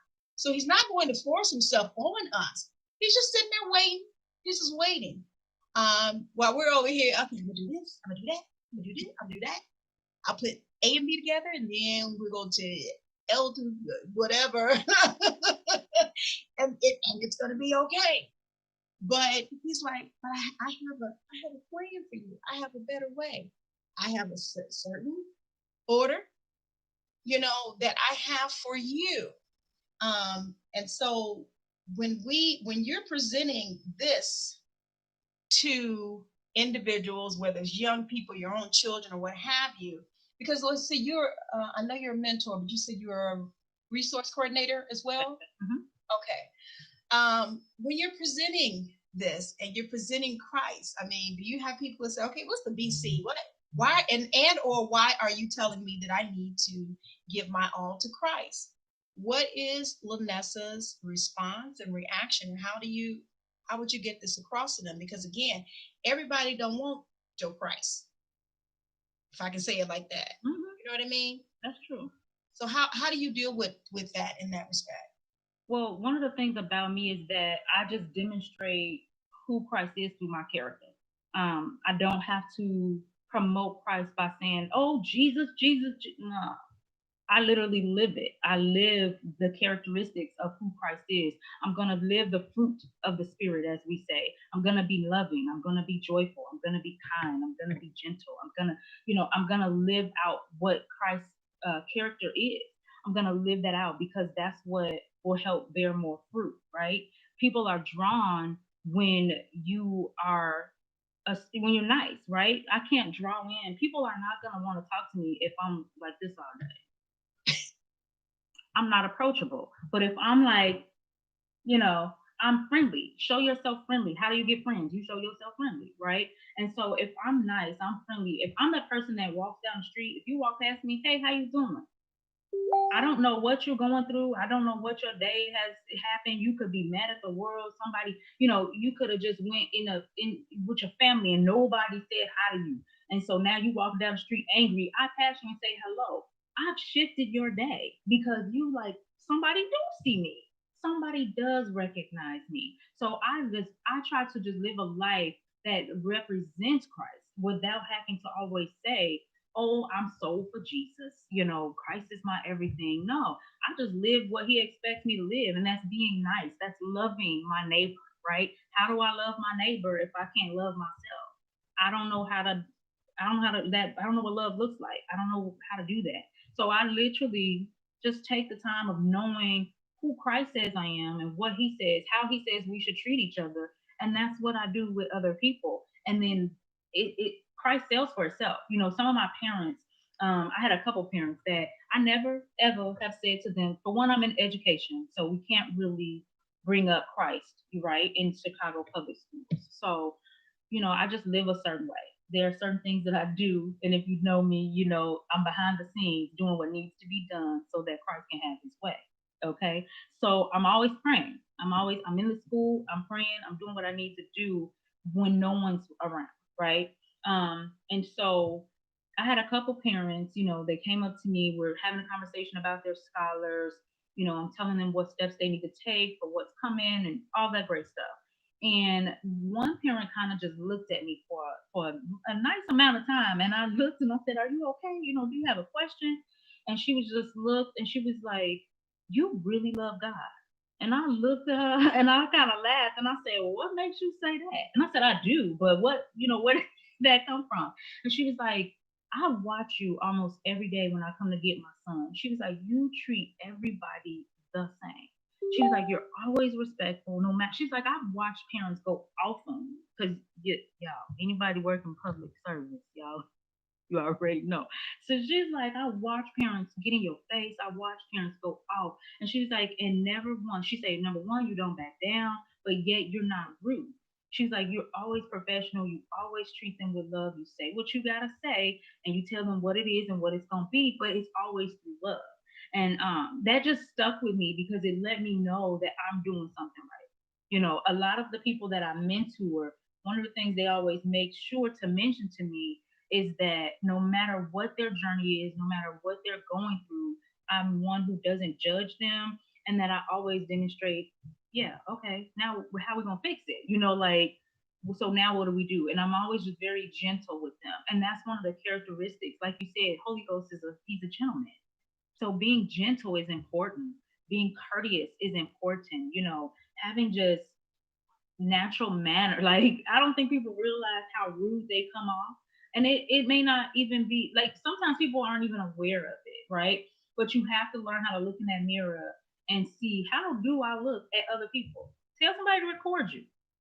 Tell one of your good friends, record me when I'm going, just record me. Like and tell them do it, don't do it today because I told you today, but Right. I'm not just one day record me. If I'm clowning and you know I'm clowning, just record me in my moment and then send it to me so that it catch me off guard and I could see myself in action. Because too many times we don't change because we don't know how we act. Uh-oh. We think, well, I'm good. That's just the way I am, is what we usually say. That's just who I am. No, it's not, and it shouldn't be. You shouldn't want to be stank. You shouldn't want to, have a nasty attitude. You shouldn't want to conduct yourself like that, especially as a young lady. And that's what I reach the young women. I encourage young women. If you feel like you need help with what it is to be a young lady, find me. I'm willing to help you. I'm willing to give you the tangible steps that it takes to become a young lady. Now, I'm not saying you got to drop your gangster card, okay? What I'm saying is there's a way that a lady conducts herself at all times. And don't, my thug come out when it need to, but at the end of the day, it's a way, it's an authority. It's not a thug, it's not a gangster, it's an authority. And when you know who you are, you're able to stand and own your authority and be okay with however people respond. But if you're doing it in love, you're going to get great responses. Oh, I love it. Live that thing. I think somebody wrote that down here. Siobhan said, live that thing. And see, that I'm so glad you brought that up. And I'm glad that you also mentioned about, your career. Because like you said, you can't really talk about Christ. So when you're trying to even talk about this book or the concept of the book, there's going to have your delivery method, going back to that, is going to be key as well. So you've already, before you even penned one word in this book, had already been living this way. Mm-hmm. So this is how you're going to present, Christ to them. And it'll be more palatable for them, to receive it, just like that smile you're giving me right now. And like the parent said, she watch you all the time, and you never change. You were always your responses, and that of course, that's evident of Christ living on the inside, because he is definitely going to be the one to temper that tongue. Because I'm quite sure that there are some times that you just want to be like, okay, let me put this on the shelf right here. Let me tell you a thing or two, but there's still a way, because you want them to still see Christ. Yeah. You don't want to lose your witness. Right. And you want them to see that you are giving, your all to him, giving him all of you. And Annette, let me say this real quick. Another thing about, like, as far as selling the book, like getting people to want to read this, it's literally because it's before Christ. So I'm giving you my story before God even was in the picture. Like, I'm showing you who I am and what I've gone through, just in my everyday journey and with, through different situations and circumstances, that is showing you my life before God. So I'm not giving you, oh, this and that, and right. how we teach us to pray. I'm giving you like, hey, this is what I was dealing with. Yes, there's a mature side of it, because I'm able to talk about these things from a place of being healed, right? As opposed to, if you would have caught me some years ago, it would have sounded a little different, But that's what healing does. That's what the journeying is about. It's about healing and going through the process. And we all can't stand the word process. It's a cuss word. We just cussing because process means time. It does. As humans, we don't like to take a lot of time to get from point A to point B. We don't. We like, ooh, why I gotta do that? And it's literally the time. And the crazy thing about process is, if you just submit to it, it will end quicker. Come on with it, sister. Come on. Process takes so long because we done spent majority of the time fighting it, because we don't want to do it. And I'm speaking for myself, and I'm laughing because I'm in process now, and I'm like, fighting it. And it's like, just let it go. Just surrender. What my white flag? The white flag. I ain't got no white flag around here. But you know what? So of course that goes back to, and it corresponds to change. And as humans, we don't really like change. And we may buck against it and fight against it. Take, for instance, you're on your job and you've been there for so many years. 10 years and you've been doing it a certain way, and then all of a sudden, maybe you're merged with another company, somebody takes over, they come in, and so they're looking at everything and they want to revamp. And they may have new policies or whatever. So now you're going to have to go and learn these new policies, and everything that you did for the past 10 years has to go out the window because you have to do this if you want to stay in that job. So, of course, you buck against the system a little bit, pain, growing pains or whatever, change. I don't want that. I don't want that. But then again, if you, accept it, like you just said, just calm down.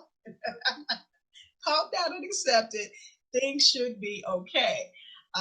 This is good talk, good discussion here. I'm loving this. I am loving it. I told you, didn't I tell you? I told you, didn't I? Mm-hmm. I sure. He told me, y'all. I don't know about y'all. Right.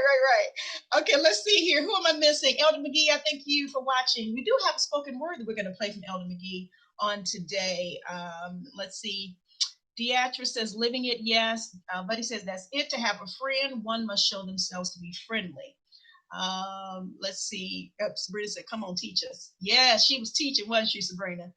Buddy Gill says, you never know who's watching you and your reputation precedes you. Yeah. Absolutely. Yeah. Oh, my God. That's... Okay, let me read this comment because I can go somewhere with that. Buddy says here, Annette, I tuned in over an hour late, and I already like this guest. He said, blessings to you. That's that Buddy Gill. I'll tell you, when Buddy Gill says yes. Well, thank you. You got a friend in Buddy Gill. But yeah, this is good stuff. I think I want to touch on that comment he read earlier. You never know who's watching you, and your reputation precedes you. It's so key, and it's definitely key how you present yourself.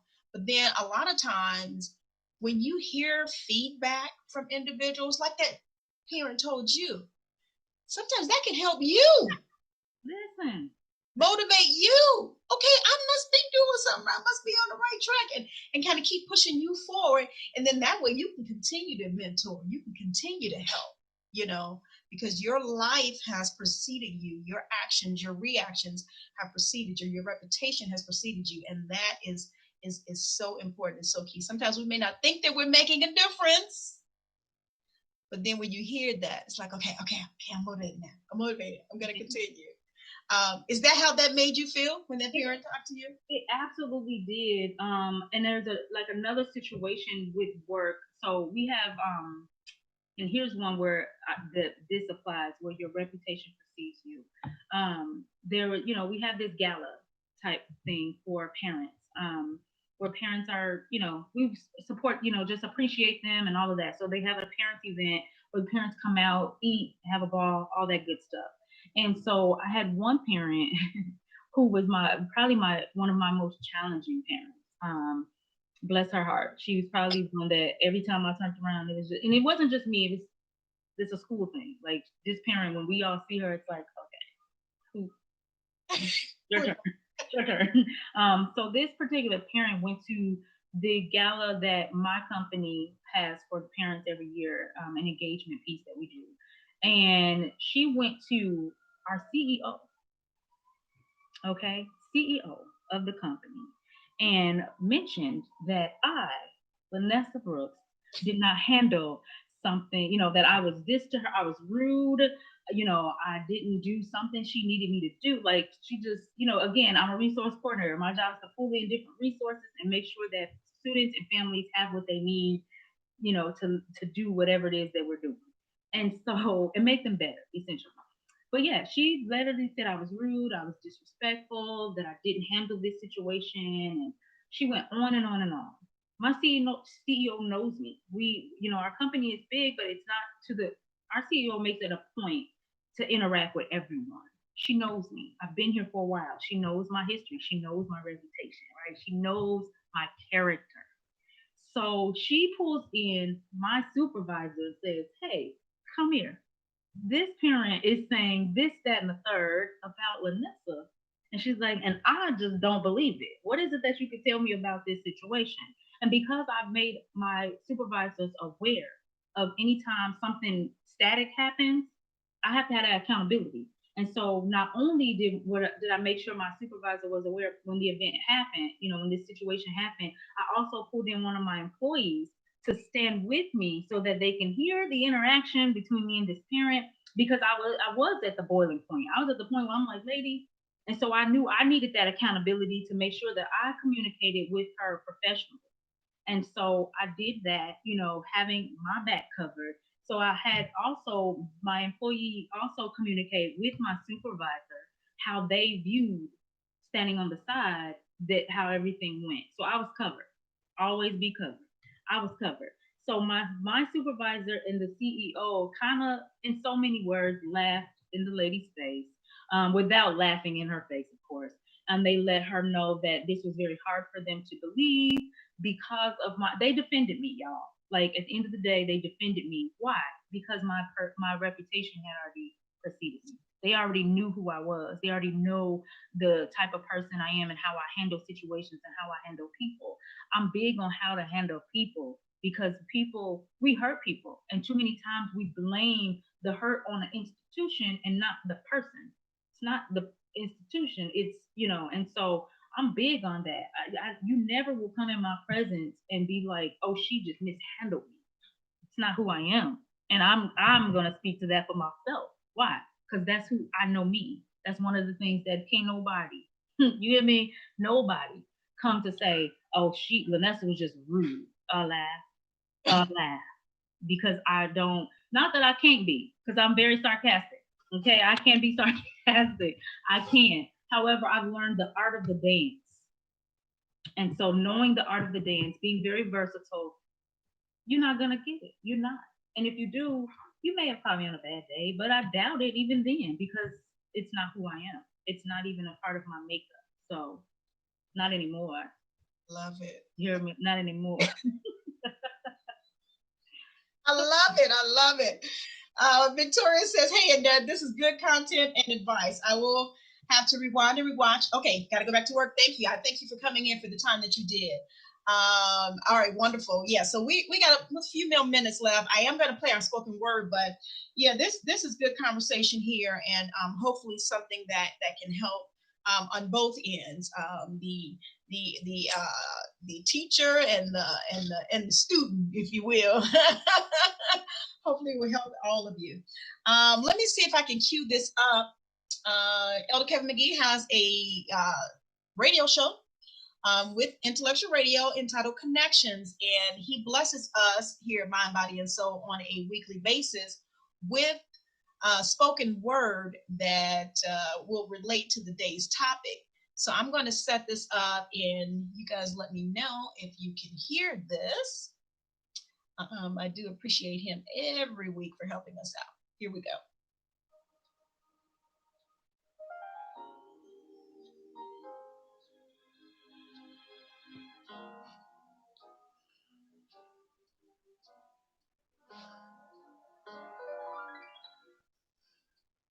I thought I had myself together, my plan for my life, my goals, my dreams.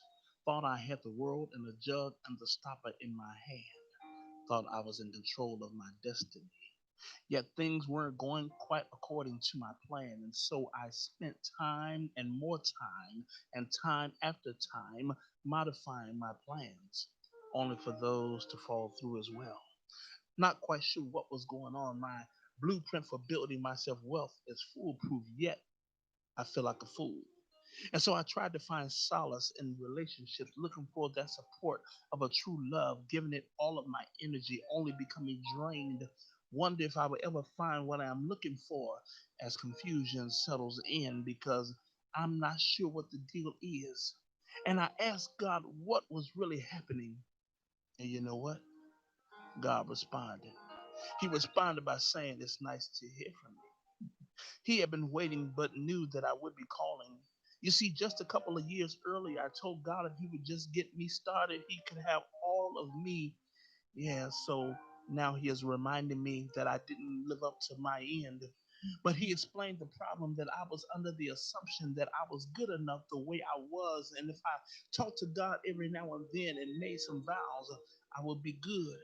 However, I was trying to evaluate my worth according to my own metric system instead of yielding to God in all areas of my life. I was treating God like we had a unilateral contract where I was the only one to benefit. But God told me it's never about me, but it's about His will. Wow, and that just blew my whole world. And while I vowed to give Him all of me, the minute I reneged, the vow was broken. You see, God wanted all of me without conditions attached. He let me go on and try to live my best life without Him, but that did not work. And now I realize that before I can grab the brass ring and hear the bells ring, I got to give Him all of me right now. I gave Him all of me BC so that I can live in His victory AD. And His will is what's best for me.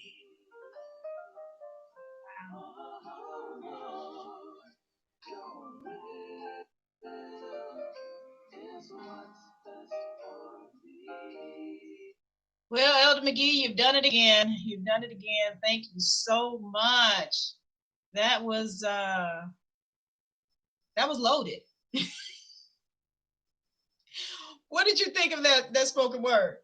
I need a copy because I gotta replay it because it was loaded. Like, wow, that was a lot. That was good. Yeah. Now, just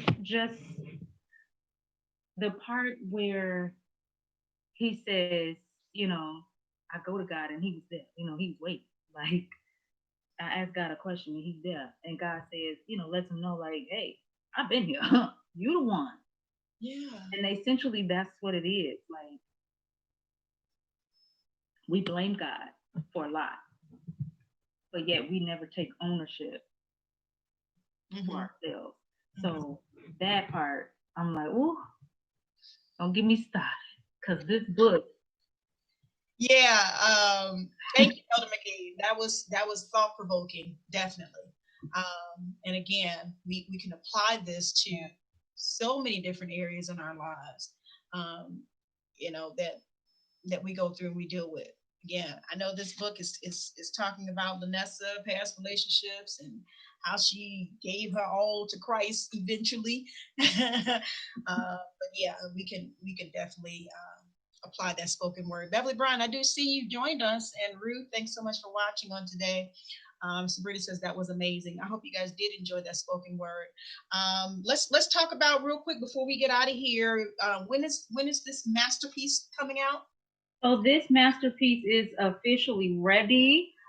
So it should be going up on right now. You can already order it on my website, which is LanessaBrooksEnterprises.com. So Lanessa, just like Vanessa, but with an L, BrooksEnterprises.com. You can go up on there and purchase the book from there.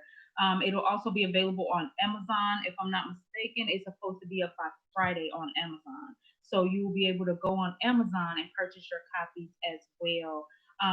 But yeah, if you go now on my site, you are able to get your copy. I'm really excited for you guys to read this book. I pray that it blesses you. It's the holiday season, so buy multiple copies and give books to people for Christmas. We have enough electronic devices, so give them old school, tangible books.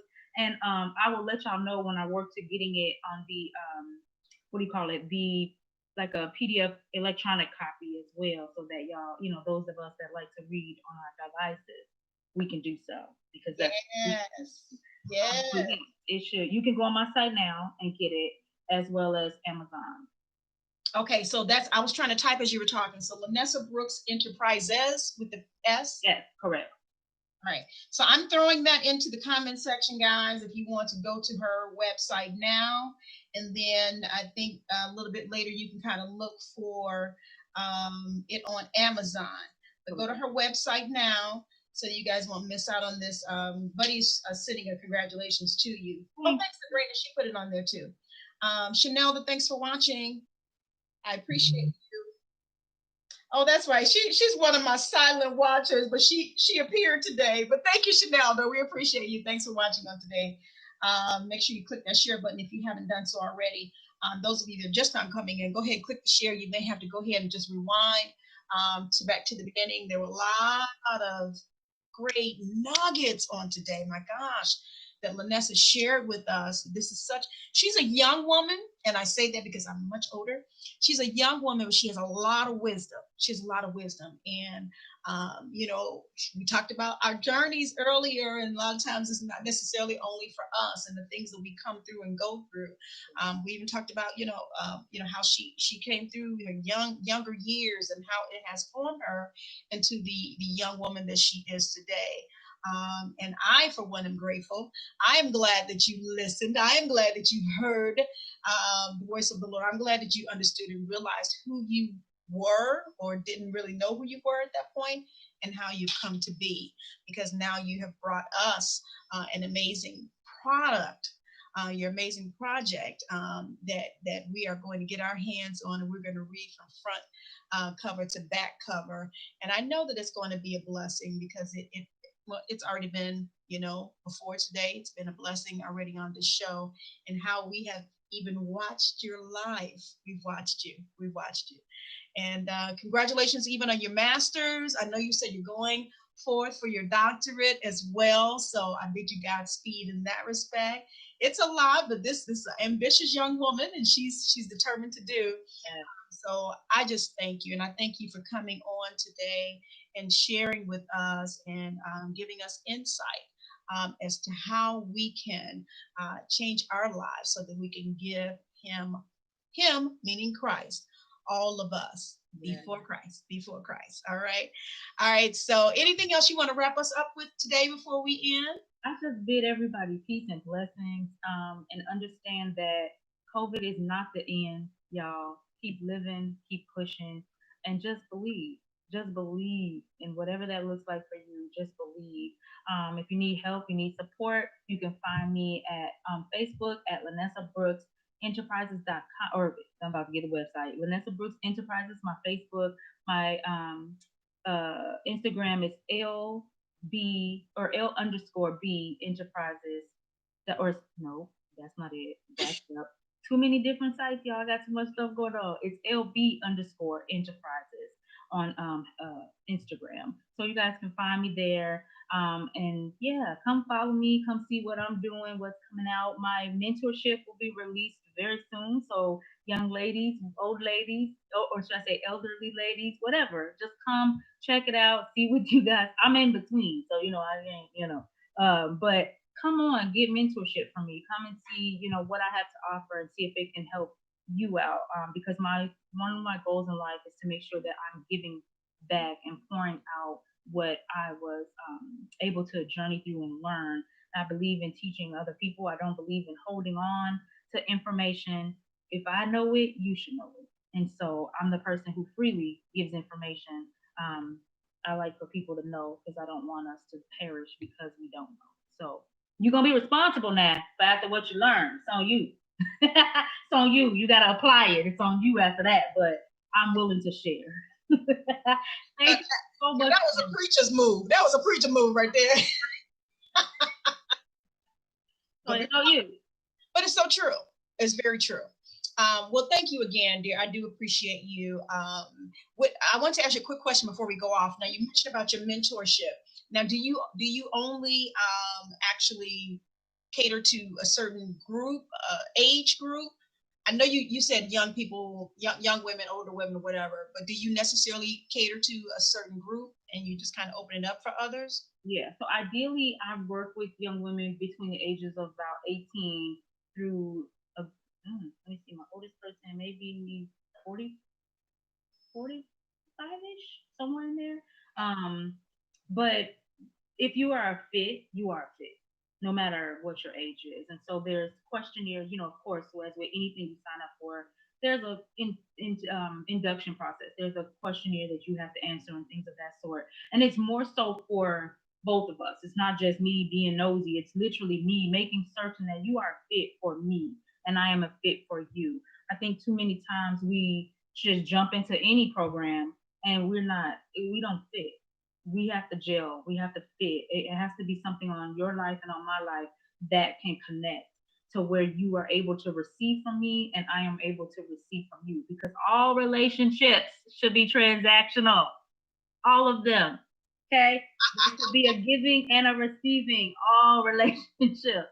So that's one of the things. I do have questionnaires. I do ask questions. There's an interview process, and it's literally to benefit both of us. And if I don't feel like I'm a fit for you, then I refer you to some other people that I'm aware of that are also doing mentorships and life work and soul work and things of that sort. Because you may be a fit somewhere else. Everybody's not for me. The people that are for me, and I'm okay with that. So, I love it. Well, beautiful. Okay, I just want to give that little information out for the individuals that need to contact you as well. So make sure you guys go to her website. I purposely did not go into discussing the details of her book because we want you guys to purchase the book. So I have placed the where you can order. Go to her website, Lanessa Brooks Enterprises. I pinned it at the bottom, and then you can also look later on Amazon for her book. So we just kind of did some general talking today, but I want you guys to make sure you support this young lady. She's doing a great work, and make sure you purchase her book. A lot of you do. A lot of you are mentors. A lot of you do. This type of work, and again, you may be able to use this book. Maybe you're having some studies, or so to speak, and you may be able to use her book to help you facilitate that. So make sure you do that. Angela, I see you. Thank you, sis. I appreciate you for going to go ahead and rewind. We're going to get out of here, and again, I just thank each of you for coming on today, for sharing, for liking, for sticking with us, for listening to my guest on today. And for always supporting Mind, Body, and Soul with Annette. I'm going to play my outro, and then make sure you guys stick with me so that you can get caught in a net.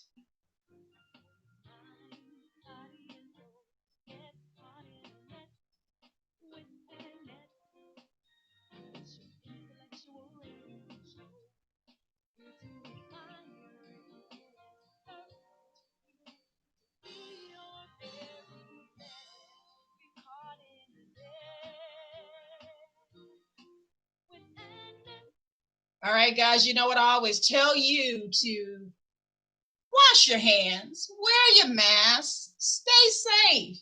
We want everybody to be blessed. I know that we're in this pandemic, but we do not have to be overcome with it. So again, wash your hands, wear your mask, stay safe, and go to my website at getcaughtinthenetradio.com.